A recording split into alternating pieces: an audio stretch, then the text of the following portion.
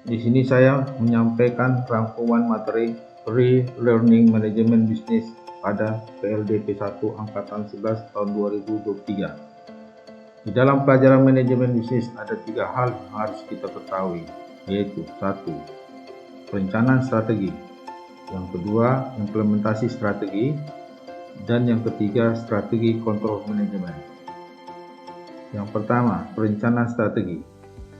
Proses perencanaan strategi terdiri atas 4 tahapan. 1. Pemindaian lingkungan.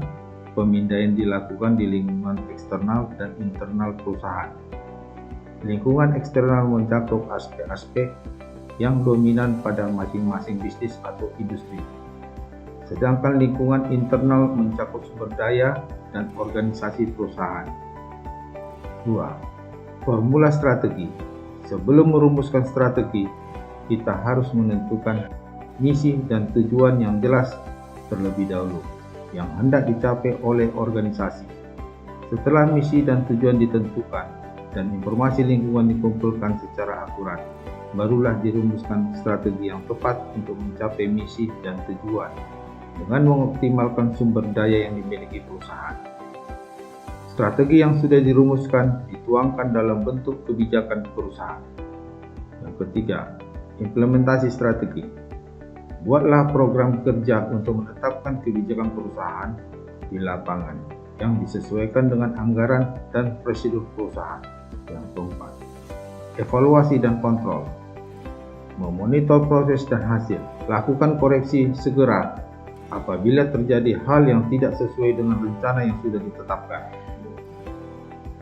Implementasi strategi. Pemimpin harus memahami UKA dan TUNA, yaitu sebuah situasi lingkungan yang penuh dengan ketidakpastian, fluktuatif, kompleks, sulit diprediksi, dan kebenaran realitas bersifat subjektif. Kualitas pemimpin yang dibutuhkan dalam era VUCA ini adalah pemimpin yang tangkas, yang mampu beradaptasi dengan cepat terhadap perubahan lingkungannya. Strategi kontrol manajemen. Proses pengendalian strategi dimulai dari yang pertama, membuat patokan dan ukuran kinerja. Pemberian patokan yang jelas bagi pengukuran hasil dari setiap rencana dan hasil yang dapat dipantau. Yang kedua, mengukur kinerja, mengumpulkan dan menghubungkan informasi yang dibutuhkan untuk menentukan apakah ada deviasi dari perencanaan.